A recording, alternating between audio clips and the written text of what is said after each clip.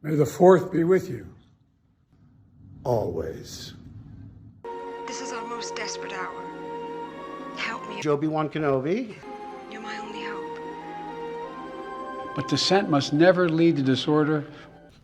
Joebi-Wan was supposed to be Anew Joepe.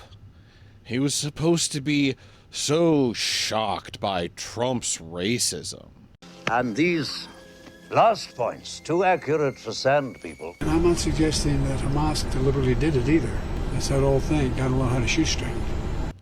Shocked by the dereliction of his constitutional oath that it compelled Joebi to fight for the soul of America. He praised the courage of anti-fascists that opposed Unite the Right in Charlottesville. Chanting the same anti-Semitic bile heard across Europe in the 30s. And they were met by a courageous group of Americans. And a violent clash ensued. How does he treat those people now? When Nazis attacked students on the grounds of UVA, police stood by and did nothing. When students peacefully protest genocide, they crack skulls and use chemical munitions. This really shows this was never about anti-fascism or opposing white supremacy.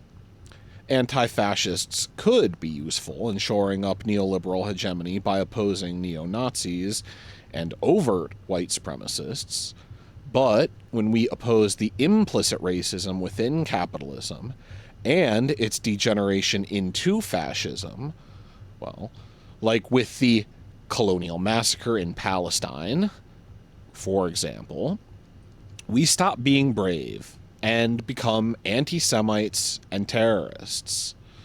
And the reason why he ran has been very clear about what he witnessed in Charlottesville. Let's not forget what we saw, the anti-Semitism, the bigotry, the hate that we saw in the street of Charlottesville, which, as I just stated, was one of the reasons that he decided to run. And no president has taken more action to combat anti-Semitism than this president. And so, in our national strategy, we made clear that when Jews are targeted because of their beliefs, because of their identity, or when Israel is singled out because of anti-Jewish hatred, that is anti-Semitism, and that is completely unacceptable. Previously in this series, I actually covered how in the congressional white nationalism hearings, Mort Klein of the Zionist Organization of America downplayed the threat of neo-Nazis and said the number one threat to Jewish safety on campus came from groups like Jewish Voice for Peace and Students for Justice in Palestine. During the decades that ZOA has been combating campus anti-Semitism, we've never received a single complaint about anti-Semitic discrimination, harassment, or intimidation perpetrated by neo-Nazis or white supremacists. By contrast, we receive hundreds of calls from students about anti-Semitic harassment, discrimination, and intimidation perpetrated by the left-wing, significantly Muslim hate group Students for Justice in Palestine, SJP, and its allies. They're happy for us to beat Nazis in the streets when they can co-opt our movement to frame themselves as anti-fascists. But like with any protest movement in American history, if you can't be co-opted, you get brutally repressed. We saw this happen with the suffragettes when President Wilson was initially tolerating the protests, smiling at them, even inviting them in for coffee. Then they tried to deter the protests through arrests. When that didn't work, they turned to torture. The Stonewall riots were the start of the national LGBT movement in the U.S. But 8 years before the pigs raided Stonewall Tavern, they raided the Black Knight Bar in Milwaukee and faced organized resistance. The civil rights movement was brutally repressed in so many ways it could be its own video. Suffice to say, everything from lynchings, assassinations, dogs, fire hoses, to even bombing an entire residential block. There was an entire counterintelligence program to counter subversive groups known as COINTELPRO. While the program has been officially discontinued after being exposed, the practices have continued, and the Bureau has always been engaged in domestic surveillance. An iconic example is Brandon Mayfield, who was among 20 possible matches for fingerprints from the Madrid train bombing.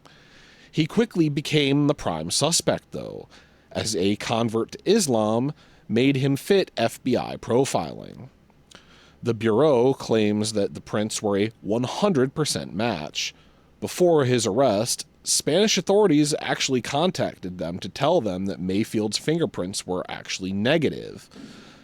The FBI then raided his home, discovering Spanish documents, which of course turned out to be his children's Spanish homework.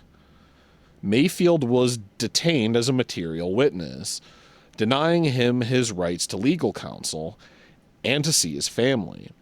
He was held under a false name in Multnomah County Jail before being transferred to a secret prison. These kinds of stories are all too common. The Church Committee, a Senate Select Committee, found the FBI had been exercising political repression going back to World War I, as well as exposing programs like MKUltra, Family Jewels, and Project Shamrock. While we don't know if the state assassinated Martin Luther King Jr. for sure, we do know they assassinated other civil rights leaders like Fred Hampton, and they tried to persuade King into killing himself. Whether or not they did kill King, though, the state benefited immensely from his death. If he's dead, he can't rebuke you as the white moderate he warned about. The white moderate, who is more devoted to order than to justice, who prefers a negative peace, which is the absence of tension, to a positive peace, which is the presence of justice. As a leader, he was an obstacle, but as a martyr, he could be co-opted, and the language of civil rights turned into the language of prejudice and genocide. We passed a bipartisan bill overwhelmingly in Congress, supported by Hakeem Jeffries, our leader, and so many Democrats and Republicans. And Republicans. Yes, Democrats and Republicans. Mike Lawler and I wrote this bill together. So this is how liberty dies. We're in the middle of it right now. To thunderous applause. Exactly. And the legislation is very clear. It says, listen, it helps define what anti-Semitism is for the purpose of discrimination on college campuses, and says there's no discrimination allowed on college campuses, and this is how you define anti-Semitism. And it's nothing controversial about it. It's a pretty simple piece of legislation. But I met with a group of Jewish students just last week who said they're scared to go to campus, they don't feel safe, and when people see what's going on these college campuses, they just want to be able to get an education. So I actually think this is backfiring on some of these protesters who are going out and supporting Hamas, a foreign terrorist organization that has killed Americans and continues to hold Americans hostage. The reason we succeed as a society is because we exclude certain things. We exclude genocide. We exclude class hatred. We ought to exclude it. And whether it's fighting a Maddox here or fighting people who come out in favor of Ho Chi Minh in Lincoln Park, the whole purpose of American society is that we're in favor of people who want to be free, not in favor of people who want to despise anybody else or commit America to genocidal policies. There are many acts which provoke. But if you're going to have freedom of assembly and freedom of speech, you must be able to say it. That is the whole point of this country. No. And once this is abrogated, then I think we might just as well stop these wars of freedom. What are we doing fighting in Vietnam if you cannot freely express yourself in the streets of Chicago? The 86 need to be wiped out. That's the safest, best option for this country, according to its government and by extension its people. In short, that's the will of the nation. So shouldn't the Republican ideals espoused by Saint Magnolia herself apply to them too? And if they don't, how is this the will of the Republic? It's a country overrun with fools and villains, the same sort who had Saint Magnolia executed, who sacrificed her on the altar of wealth and greed. What more can you expect out of them? In the same veins, we've seen attempts to co-opt black capitalism, girl boss feminism, and corporate pride as some examples. But since these people have all historically faced hardships from capitalism, as well as repression from the state, there is a strong tendency towards intersectionality, especially amongst the most diverse generation in American history. One, anytime you have massive military occupation of a community, that's what BLS was about. That's what Black Lives Matter was about, which that's a 400-year affair. I don't know whether the brother would want to do that in the 1960s to see who was using the urine with King and Malcolm and Fannie Lou Hamer and others. But there were other issues they were zeroing in on. It's called American terrorism. It's called American Jim Crow, or American police murdering other young people of different colors, disproportionately chocolate, right? But when you have massive military occupation, that is a massive breakdown of a community. We are 10 years out from Palestinians telling protesters in Ferguson how to deal with tear gas. Counterintelligence has failed to adequately address this intersectionality. So literal boomers have started calling that most diverse generation explicitly racist and implicitly homophobic and misogynistic. Because, of course, Palestinians they just genetically hate women and LGBTQ, so you can't ever side with them. Unleashed the deadliest day of the Jewish people since the Holocaust. Driven by ancient desire to wipe out the Jewish people off the face of the earth. Boomers are calling downwardly mobile generations that can't afford a house and now have to pay for a new war spoiled little babies. We always knew that Hamas hides in schools. We just didn't realize that it's not only schools in Gaza, it's also Harvard, Columbia, and many elite universities. Hi everyone, we are live on YouTube with Columbia Anti-Semitic News, where everyone is welcome. LGBTQH. H? Hamas. Yeah, I totally sim Hamas. Yeah. It's so trending right now. Why do you assume that the protests of walk away from look at their signs? They support Hamas. Thank you, guys. To be clear, all the politicians making these accusations against us are racist freaks. My name is Eran Morad. I was in the Mossad I was not in the Mossad for 13 years. I'm here to teach you Krav Maga. Who are you? My name is Jason Spencer. I'm a state representative. Representative Jason Spencer says his bill is definitely in response to mass terrorists. House Bill 3 would make it illegal for people to conceal their faces in public. I don't call it a burqa ban. I call it an anti-masking statute. Okay, because politically correct. Because to win in the legal system, you cannot be against the First Amendment. See, this is how the Muslims in the country are using our First Amendment against them. You have to fight fire with fire. Konnichiwa, Red Dragon, Beijing, Hong Kong, Hong Kong, sushi. I see the Red Dragon. Oh, do you speak Chinese? Ho Chi Minh City? Oh, no. So, no. Thank you. Red Dragon, chopstick, sushi. Oh, no, I see you. Good. Let's look at the picture. He's not a terrorist. Are you crazy? The N-word is noonie, not this word. This word is disgusting. Got it. I'll touch you. I'll make you a homosexual. You drop that gun right now. USA. Okay. USA.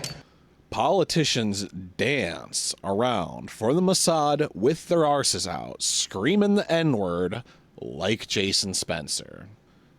Yeah, these people are saying, white people, you is canceled. And by why people, I mean young people. Unfortunately for the young people, After Hamas agreed to the ceasefire brokered by the U.S., Egypt, and Qatar, Netanyahu rejected it and began his offensive in Rafah to completely cancel these kids for being racist.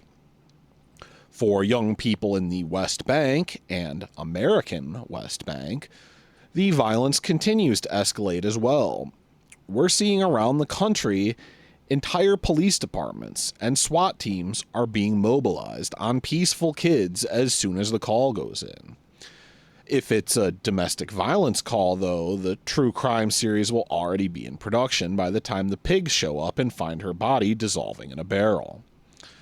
Well, here they are, ahead of time, infiltrating the protest with counter-terror experts backed up by a whole SWAT team.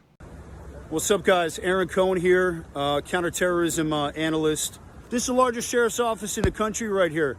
Special Enforcement Bureau, there's SWAT team. You got SRT down here. You've got some search and rescue elements. These are some of the finest trained individuals, not just in the city of Los Angeles, but in the country. Just want to say it's really important right now to support law enforcement. You know, these are the peacemakers out here, and these are the guys who are going to be risking their life to go in and not only pull those protesters out and protect the students, but we'll want to make sure these guys get home safely also. We've reached the next level of incitement. Pigs are now unmasking anti-genocide students in front of the corporate media in an attempt to name and shame them out of the workplace for not loving Israel hard enough. Grown-arse adults are turning up to kids' homes to harass their families. I'm Adam Gillette with Accuracy in Media. Today we're in Savannah, Georgia at the home of Isabella Giusta's parents.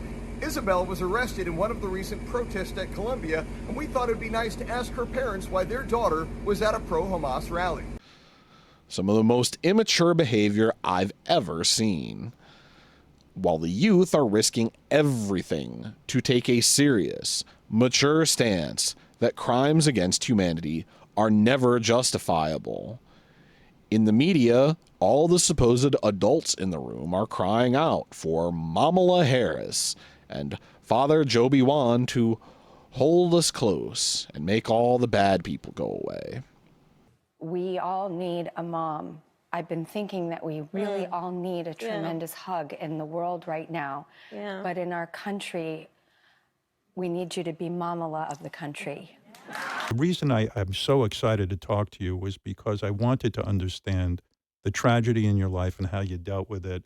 And you're the kind of leader I love, because we're lucky to have you in the Oval Office and serving as the father of the country. Because if you're a good father to your family, which you are, I know you'd be a good father to the country. And I want to thank you for providing a calming influence, an organized administration post-COVID, getting that vaccine out.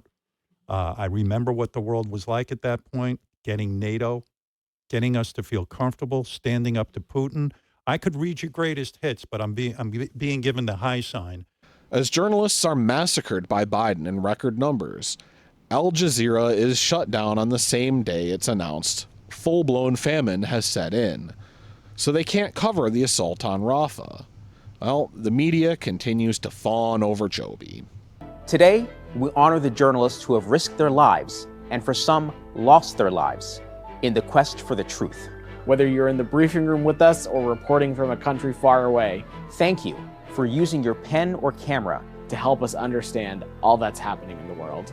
2 years ago, the IDF killed an Al Jazeera journalist. They said that was a mistake, that she was wearing a marked press vest. She was shot anyway. They investigated it, and they released the findings of their investigation, which found that they were at fault. Go on.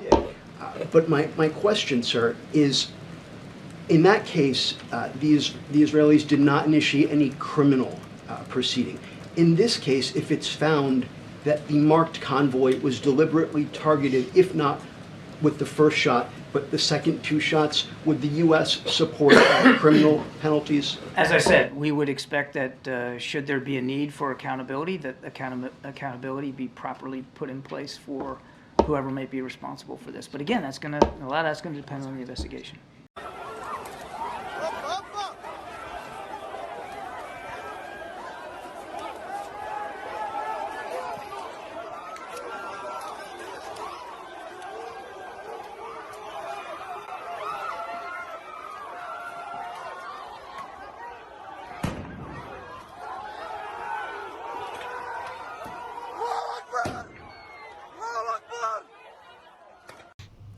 No.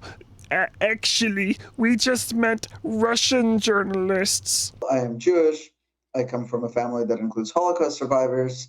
I make the comparison between the besieged Gaza, so Gaza before October 7th, and a Jewish ghetto in Nazi-occupied Europe.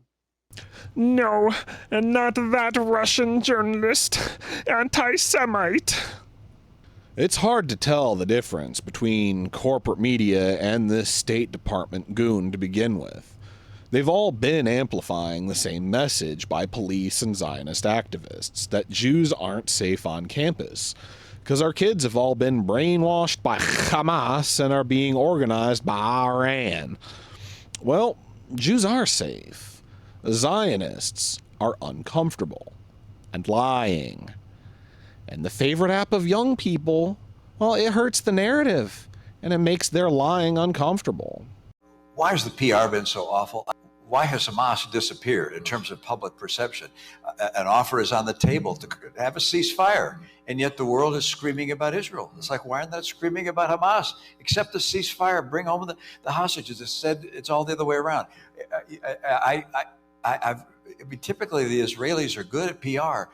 What's happened here? How have they and we been so ineffective at communicating the realities there? And we're on an intravenous feed of information with new impulses, inputs every millisecond. And of course, the way this is played out on social media has dominated the narrative.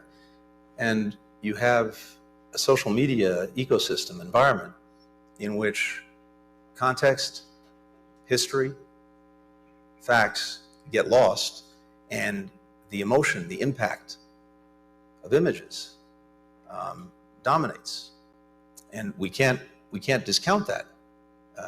But I think it also has a very, very, very challenging effect on the narrative. Yeah, a small parenthetical point, which is some wonder why there was such overwhelming support for us to shut down potentially TikTok or other entities of that nature. If you look at the postings on TikTok and the number of mentions of Palestinians relative to other social media sites, it's overwhelmingly so among TikTok broadcasts. So I'd note that's of real interest, and the president will get the chance to make action in that regard. This is not about students expressing ideas. It is about a change in tactics that presents a concern and a normalization and mainstreaming of rhetoric. And I'm not just talking about language, I'm now talking about tactics, and that's what shifted our response yesterday. But a normalization and mainstreaming of rhetoric associated with terrorism that has now become pretty common on college campuses, right? You see people wearing headbands associated with foreign terrorist organizations. This happened in October when you had a viral TikTok reissuing of Osama bin Laden's 2002 letter to America. So that's a larger concern. It's separate from what happened yesterday, but they're related. We do not want ideas. Tell me though, why kids in college and I call them kids because I'm an old dude. I got kids. They're kids. But they're legal why, adults. How did they get to a point where they started chanting genocidal phrases from the river to the sea, and they don't even know, a lot of them don't even know what they're proposing? They don't know what they're proposing. So the thing about what's happening right now on college campuses, it's three things that we have to understand. First of all, it's obviously not peaceful. Second, it's not grassroots because it's well coordinated, well funded. For example, the tents, all of them have green tents. It's very puzzling. And the most important thing is that it's not true. So the kids that are actually protesting and think that they're doing the best thing for humanity, what happened is that they have been brainwashed by TikTok to believe that Zionism necessitates the genocide of Palestinians. They were trained, literally brainwashed by TikTok to believe that Israel is a colonialist state, and that's been happening for decades. What do you mean by TikTok? Well, Like, what I are mean they that saying this, on there? they're all, we know what's happening on TikTok in terms of numbers and what is being pushed on TikTok in terms of anti-Israel and anti-Semitic rhetorics. Like, we actually have the numbers. It's insane. It's through the roof. We need administrators to step up, university officials to step up and do their job. The most basic function that they have is the safety and security of their students. Too far at this point for the FBI to look into this, or not necessarily? No, I wouldn't say. I think the FBI needs to be all over this. I think they need to look at the root causes and find out if some of this was funded by, I don't know, George Soros or overseas entities. There's a sort of a common theme and a common strategy that seems to be pursued on many of these campuses.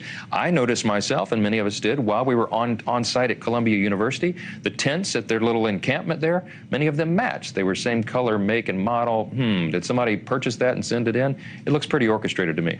You think some of these protests are Russian plants? I think they're plants. I think some financing should be investigated, and I want to ask the FBI to investigate that.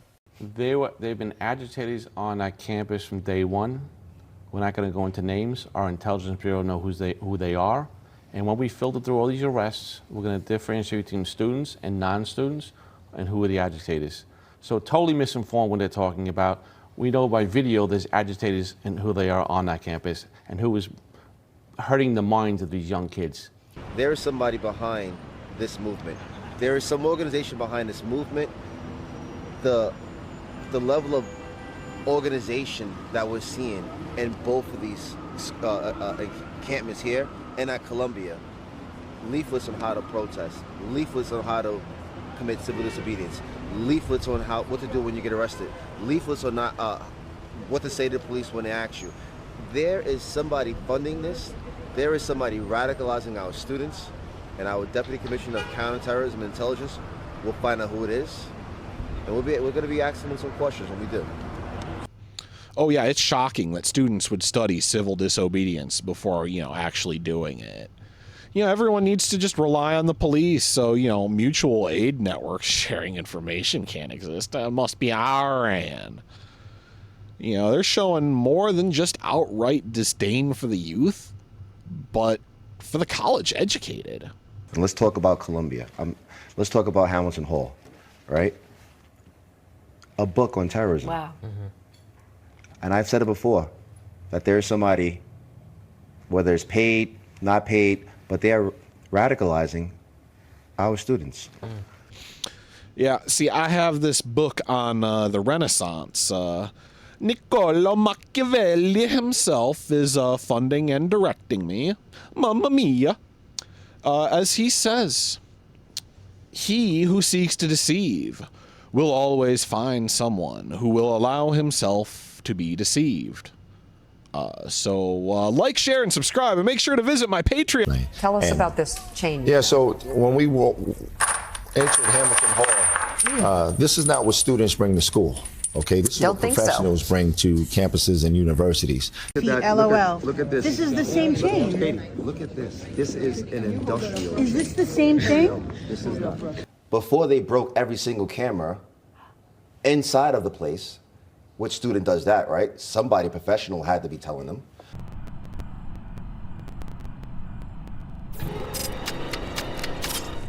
How would these students know how to barricade a door? Lessons on taking over a school. Can you believe that? Lessons on how to take over a school at NYU. Tell me that somebody's not radicalizing our students. What NYU student would do something like this? Somebody's behind this. If you can't have a leadership of a university that can have a dialogue about three claims, we want transparency about your investments. We don't want you to invest in genocide, occupation, and ethnic cleansing. And we want amnesty. You can have a dialogue. At Brown, they said they're going to have a dialogue. They're going to have a vote. But no, not Columbia and the others. They've become such a corporation. They're tied to their donors. They're tied to their money masters. They're tied to their benefactors. They don't give a damn about what the students think. The students are just cannon fodder for their reputation, who are highly talented, work very hard, but have hardly any voice. The university made a sincere and good offer, but it was not accepted. A group of protesters crossed a new line with the occupation of Hamilton Hall. It was a violent act that put our students at risk, as well as putting the protesters at risk. Yeah, this is a new line. This wasn't done, 57 years ago almost to the day. And the people back then definitely didn't take a hostage either. Property damage is violence. Kristallnacht also had broken glass, Raising a flag is violence. I just yelled out, somebody get an American flag now and put it back up there where it belongs. Did you receive any blowback, or any of the protesters still lingering around? Did they try and they boo you, or what happened when you started raising up? Well, first of all, the WOL protesters, they all know me by name. They know my address. They know where I live at. They all hate me. But at the end of the day, I have a job to do, and I felt that it was compelling of all of us to put Old Glory back where it belongs.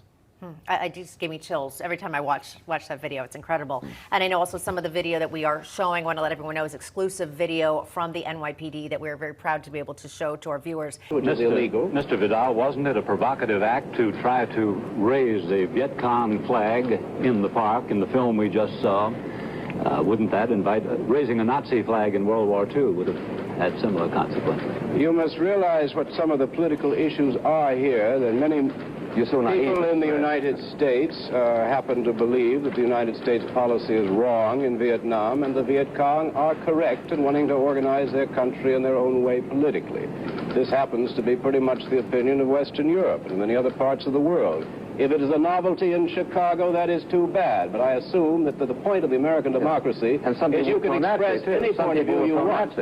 Shut up a minute. No, I won't. Some people were pro-Nazi, and the answer is that they were well treated by people who ostracized them, and I'm for ostracizing people who egg on other people to shoot American Marines and American soldiers. I know you don't care. As far as I'm concerned, the only sort of pro-crypto-Nazi I can think of is yourself.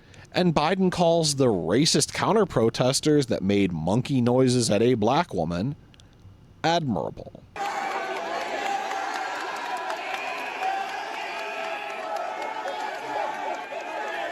To forcefully take down the American flag to replace it with another flag. It is not right.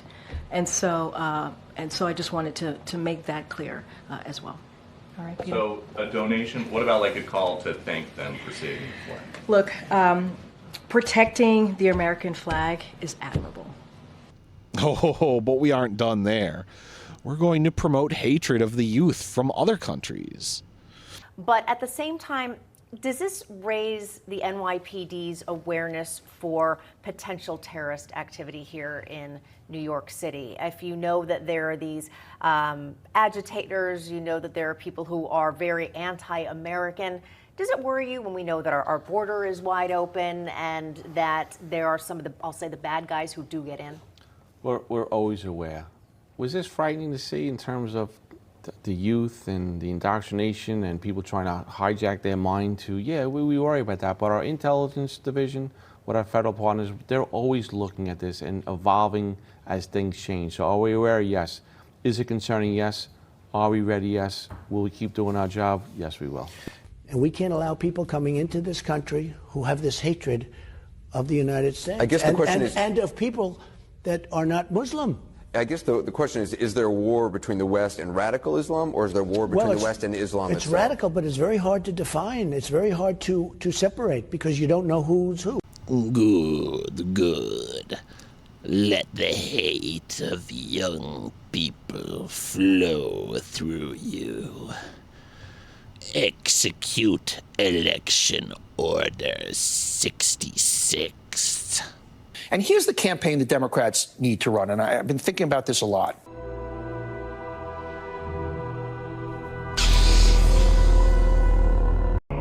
They're like animals, so I slaughtered them like animals. I hate them! May 5th was Holocaust Remembrance Day, a day to turn fear into hate, an incitement for revenge, and a new Holocaust is announced. We need to call this out for what it is, a global state of emergency affecting the Jewish people. Refusing to enforce the laws, the twisting of language, the misrepresentation of reality, the gaslighting of our community, and the indifference toward anti-Semitism. All of this must end now, irregardless of where it happens, from a college campus to a private workplace, from the news feeds and comment section online to public places offline. None of this is acceptable. And if it doesn't end, let me tell you, you will hear our voices, because we will not be silent. We are not the Jews of trembling knees. We will not flee. We will fight. We will press on, and we will win, because we have no other choice. Am Yisrael Chai.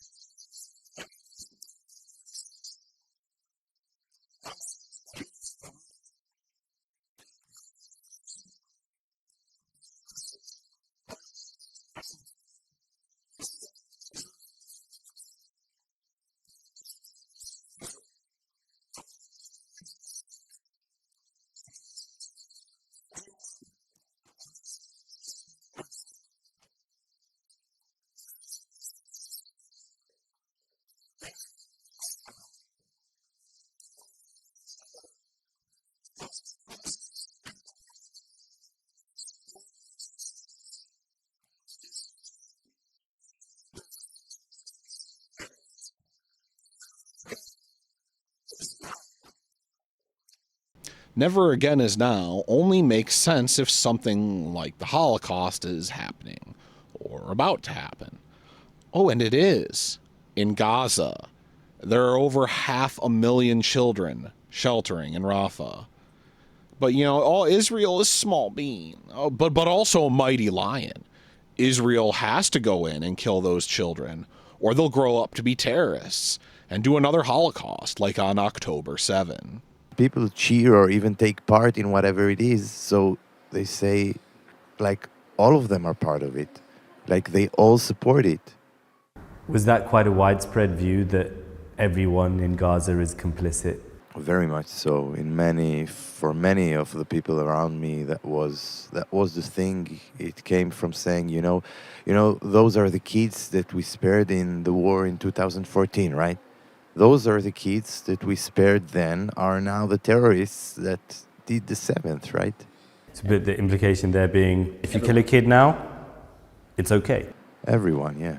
It isn't the science, aliens, and all that kind of stuff that I get focused on. It's the how do the people react to all those things? And how do they accommodate them? Yeah. So that's the part that really fascinates me and I'm interested in. You did something very interesting with Star Wars, if you think about it. The good guys are the rebels. They're using asymmetric warfare against a highly organized empire. I think we call those guys terrorists today. We call them Mujahideen, we call them Al-Qaeda. When I did it, they were Viet Cong. Exactly.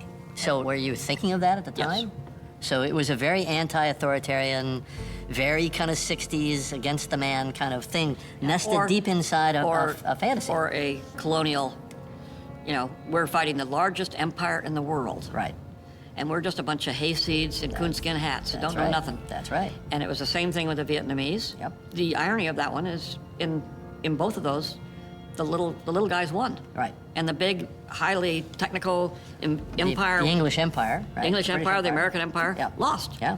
That was the whole point. But that's a classic us not profiting from the lesson of history, because you look at the inception of this country and it's a very noble fight of the underdog against the massive empire. You look at the situation now where America is so proud of being the biggest economy, the most powerful military force on the planet. It's become the empire from the perspective of a lot of people around the world. It was the empire during the Vietnam War.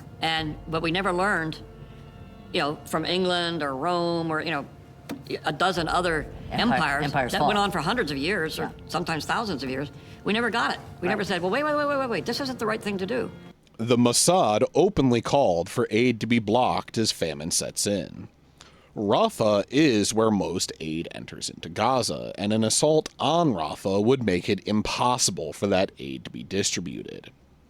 As bombs fall and they announce their intent to further starve the civilian population in remembrance of the Holocaust, we have to focus on student safety on campus.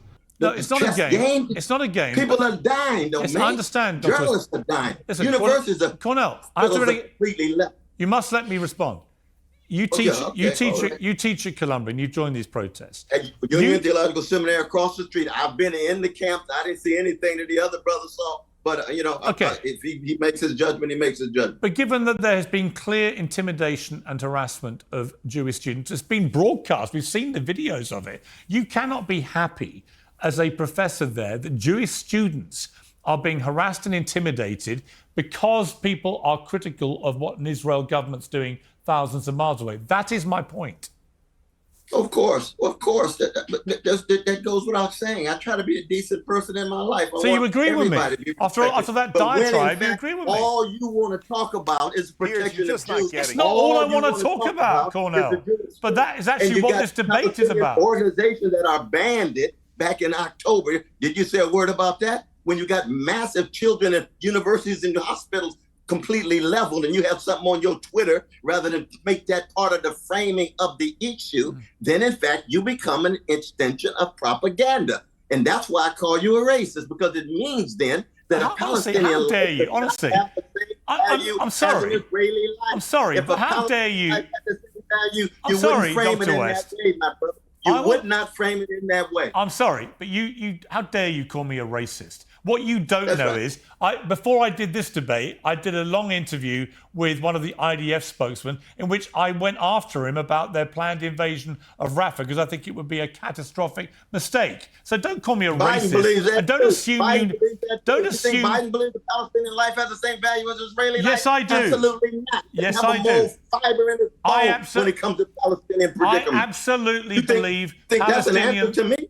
I believe Palestinian lives matter just as much as any other lives, and I've always said that. Always. It's not manifest in your framing, brother. It's not manifest in your framing. It's an abstract. Don't throw around the word racist without any evidence to support the fact that I'm a racist. Wait until I hear a lot of evidence, and I've been hearing the evidence, and I throw it around. It's not throwing around. It's a reality. Me called either of you racist, and yet both of you have gone along with calling me a racist, even though I'm not. So yeah, if you're going to dish it out, are you going to ignore the framing, Piers, are you going to ignore the framing? You know you framed it this way.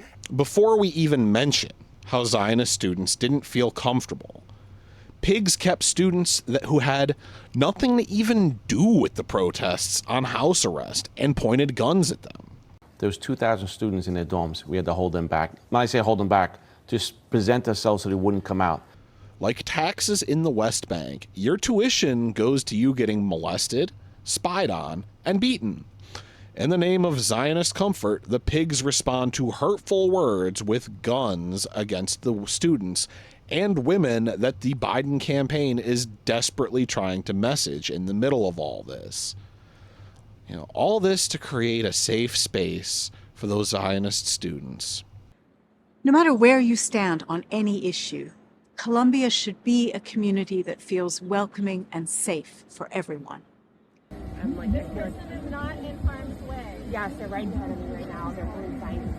This person is not in harm's way. I need funds, genocide. I need help. I know that, but they're surrounding me. They won't let me move. No, you are free to move. You are free to move. She is free to move. You are free to move. You are free to move. They're surrounding me right now. She's free to move. She's free to leave. She is free to leave. No one is surrounding her. Nobody is surrounding you. She is free to leave. You are free to leave. Here's 1, 2, 3, 4, 5, 6, 7, 8, 9, 10. There's Western universities or students. They're surrounding me. I can take a video. She's free to leave. No one is surrounding her. I just need help. No one is surrounding her. No one is surrounding her. I'm just walking my dog. I need help. She's free to leave. I'm a Jewish American. I need help. These trying to help me.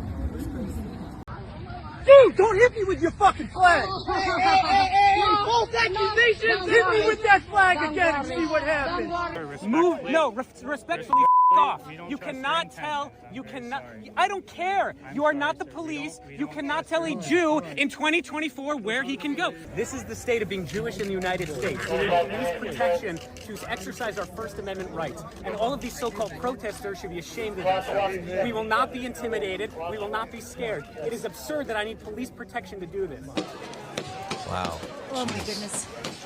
Gina, this is so dangerous. Again, they're shooting rubber bullets. I was stabbed in the eye. Stabbed for being a Jew. There's a video on my Twitter. Ow, you stabbed! No. A complete embellishment. One Jewish student at Yale was stabbed in the eye with flags. Stabbed in the eye with a Palestinian flag. Saying that her eye had been messed up. That she was assaulted, stabbed in the eye with an anti-Israel protester's flag. A demonstrator jammed a Palestinian flag into her left eye. Jabbed in the eye with a Palestinian flag. Stabbed in the eye with a Palestinian flag. Yale's investigating the attack. Having her eye stabbed with a Palestinian flag. Yes. So there's a lot of violence going on. Injuring our guest. Poked in the eye with a flagpole. And hospitalized! You had to receive hospital treatment for your injury. It's a heart attack, needed hospital treatment for that injury. They started taunting me and giving me their middle finger. Oh my God! And they all, one after the other, taunted me. All, one after the other, taunted me. Disclose! Divest!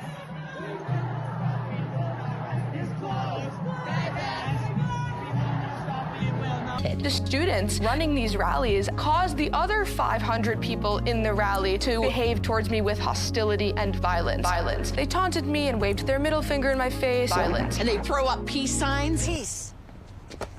It seems quite traumatizing. And the rallies are conducive to violence. It's all about violence. It's all about having a student assault another student. A Jewish girl was stabbed in the eye with a Palestinian flag. A kid stabbed in the eye, stabbed in the eye, stabbed in the eye. Protests are growing more and more violent. Now you are seeing actual violence. A Jewish student was stabbed in the eye with a Palestinian flag. Attacking a kid and stabbing a Jewish student in the eye with a pole. One protester waved a Palestinian flag near her face. And the students at the protest were literally around me, dancing in a circle and singing and holding hands, singing anti-Jewish, I guess, chants.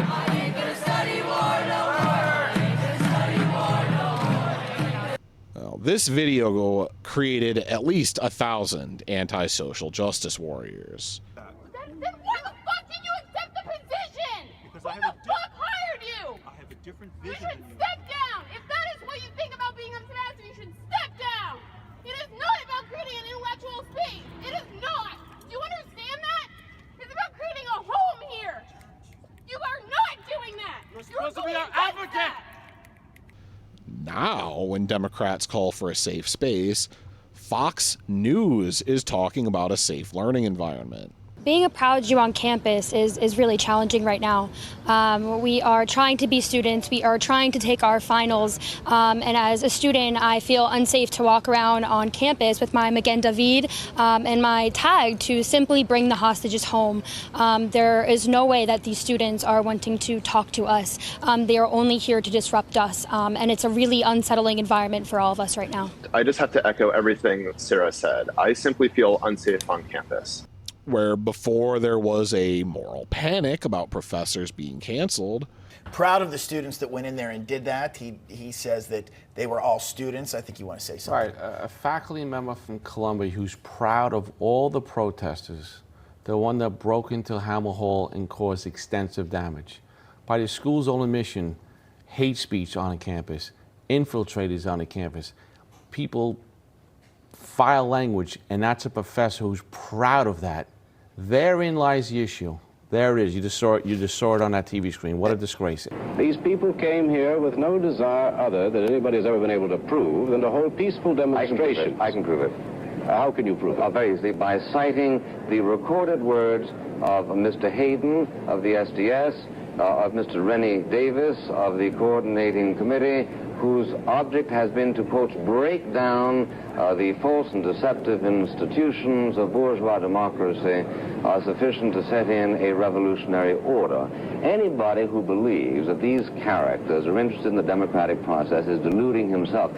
Ho, ho, ho, Ho Chi Minh, the NLF is sure to win. This is their way of accosting American society concerning their brothers, their sisters, their uncles, their fathers who are being shot at by an enemy to which, wrongly or rightly, nevertheless, we are fighting. I say it is remarkable that there was as much restraint shown as was shown, for instance, last night by cops who were out there for 17 hours without inflicting a single wound on a single person, even though that kind of disgusting stuff is being thrown at them and at all of American society. Cannot arrange a demonstration in such a way as to interfere with other people's freedoms. Mr. Burns admitted a moment ago that these people were interrupting the freedoms of people to cross the street, for instance. Freedom of the people to cross the street. They were given a license to demonstrate at a particular moment. However, when they were in the parks on Monday night when I observed them, I watched the police come in like this from all directions, standing. They were sitting there singing folk songs. There were none of the obscenities which your ear alone seems to have picked up. They were absolutely well behaved. And suddenly the police began. You'd see one little stirring up in one corner, then you would suddenly see a bunch of them coming in with their nightclubs, and may I say, without their badges. Well, now you have the pigs canceling and arresting professors like 65-year-old head of Jewish studies, Annalise Orlek. This alone should make it clear they don't care about Jewish safety or anti-Semitism. They want to ban solidarity with Palestinians. Anti-Semitism can actually be quite productive to the goals of Zionism. Before Jewish Zionism, there was Christian Zionism, which was deeply rooted in anti-Semitism, and still is today. And many Jews were driven towards Zionism by violent anti-Semitism. This is also why messaging discipline and keeping out agitators, like the pro-Israel demonstrator who yelled, "Kill the Jews," and then got everyone else arrested. It's why there's a concerted effort to conflate Palestinians with the far right and Nazism, maintaining the framing of fighting anti-Semitism. Well, it's actually the Palestinians that you're killing. The vast majority of advocates for Palestinians understand anti-Semitism is unacceptable prejudice in and of itself, in addition to being counterproductive to the goals of anti-Zionism, which are liberation and dignity for everyone. The anti-Semitic far right has been extremely opportunistic. They are pulling double duty on anti-Semitism and Islamophobia by saying that Soros is funding the Palestine protests. I think the FBI needs to be all over this. I think they need to look at the root causes and find out if some of this was funded by, I don't know, George Soros or overseas entities. The anti-SJW movement is a pipeline to the far right. And what the far right is saying to Jews in this moment is that they are equally in the crosshairs as white people and representatives of Western civilization. And this is a wake-up call for many Jews. And I have sympathy for American Jews that are very confused. However, I have impatience for American Jews that have put up with the anti-white sentiments the last decade and thought it was perfectly fine. Because guess what, American Jews? You're considered white in the eyes of the Marxists. And they have now looped all Jews into the white category. So now Jews are experiencing the hate that we white people have been experiencing the last decade, and we've been warning against. Hey, you know that there's like a lot of venom against white people because of the color of their skin? Too bad. Floydapalooza, BLM, diversity is our strength. And now all of a sudden Jews are saying, this kind of feels like how we got to Auschwitz. This doesn't seem right. And I'm glad they're waking up. And it is how you get to mass murder. It is how you get to elimination. By hating one group, by sectarianism and tribalism. And the reason why this is breaking the matrix is that for years, it was fashionable and acceptable to hate white people. It's not as fashionable and acceptable to hate Jews. But if you call Jews white, are you then able to hate Jews? White means you too. welcome to the most hated class in America today.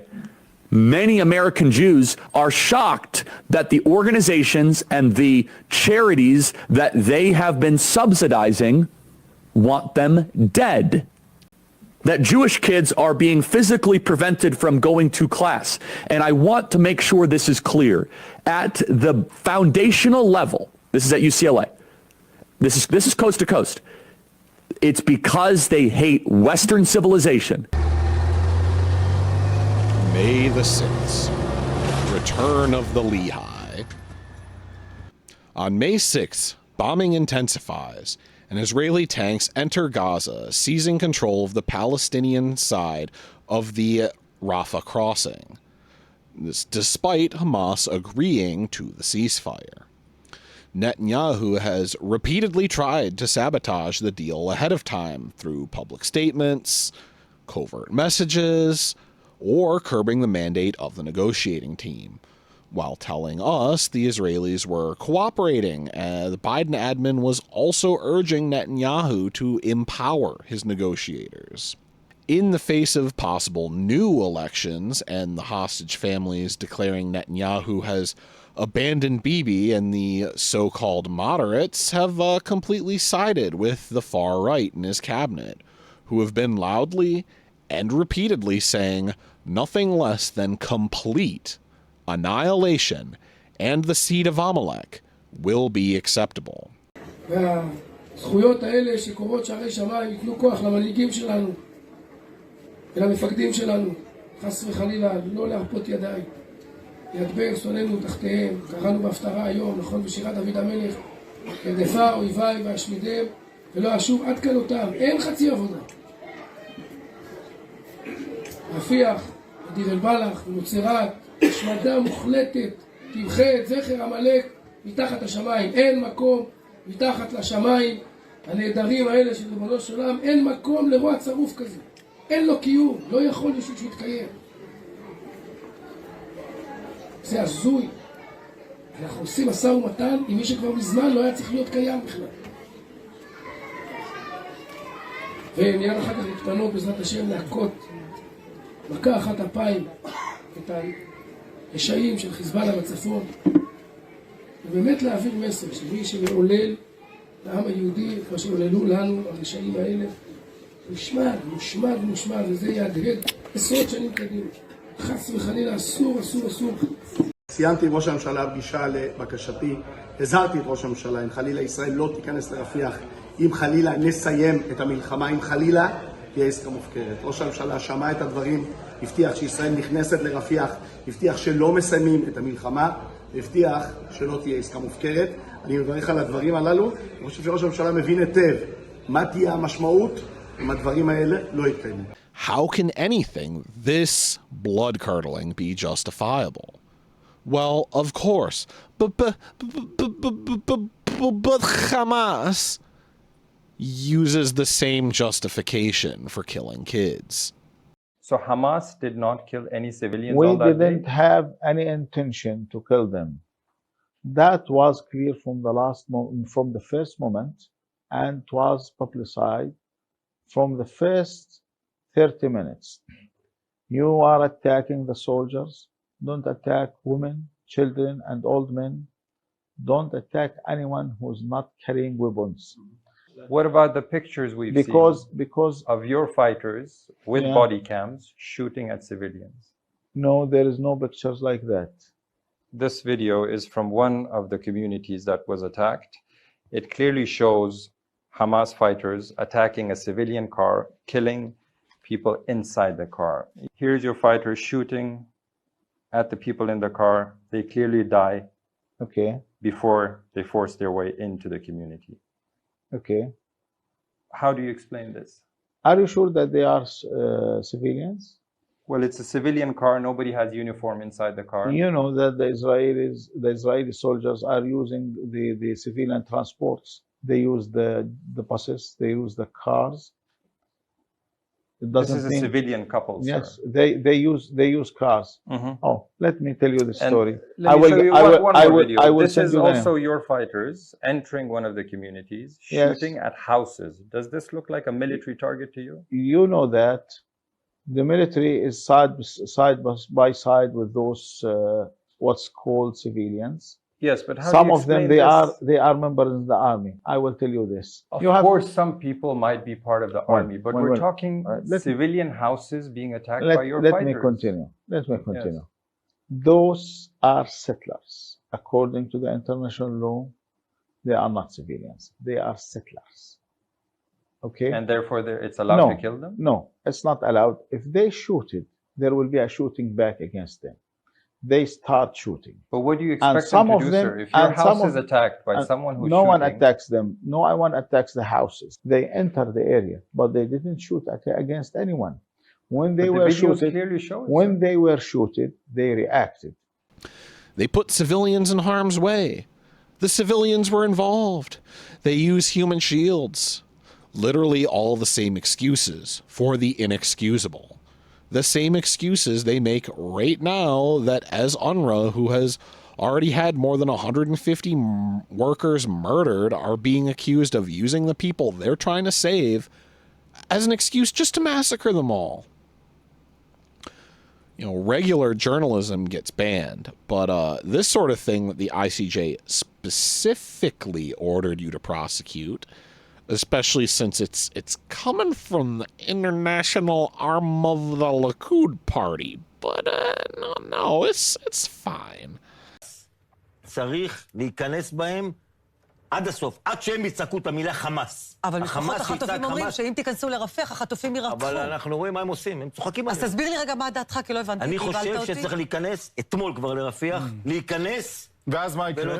להיכנס ולהרוג. ואז הם יצאו מתחת לאדמה. אין שם בלתי מעורבים, צריך להיכנס ולהרוג, ולהרוג, ולהרוג. הבנתי, וזה יחזיר את החטופים. ולהרוג אותם שם, צריך להרוג אותם. ואיך יחזרו החטופים בוקר? אנחנו ננסה להגיע אליהם.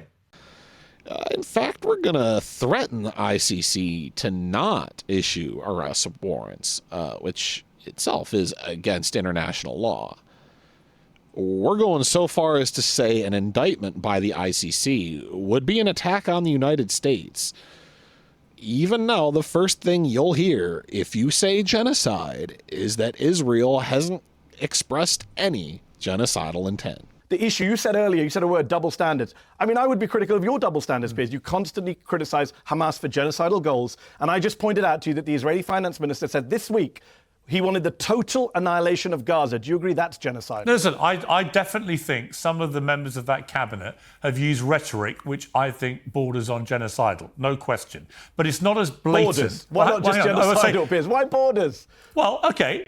Look, you say it's genocidal. Total I would say annihilation of Gaza. Yeah, I would say it's deeply inflammatory rhetoric, but it's not quite the same as the Hamas spokesman saying on camera after October the 7th, we are going to keep doing this again and again and again.